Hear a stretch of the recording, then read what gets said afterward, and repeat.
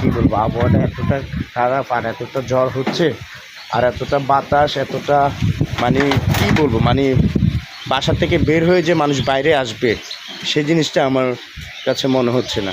কিছুক্ষণ পর পর বৃষ্টি আসে আবার চলে যায়। ওনাদের এখানে একটা পাকঘর ছিল, দেখেন কী পরিমাণ বাতাস হচ্ছে।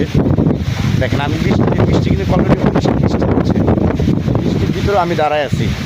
আর এখানে ওনাদের একটা পাকঘর আছে, দেখেন এই পাকঘরটা বাতাসে ভেঙে ফেলছে পাকঘরটা। এই জন্য লাইভে আসা আপনাদেরকে দেখানো।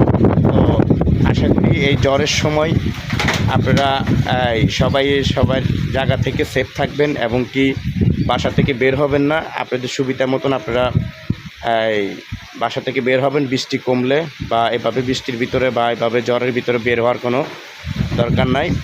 তো প্রিয় দেশবাসী, ভালো থাকবেন, সুস্থ থাকবেন। দেখা হবে নতুন আরও কোনো ভিডিও নিয়ে। আসসালামু আলাইকুম।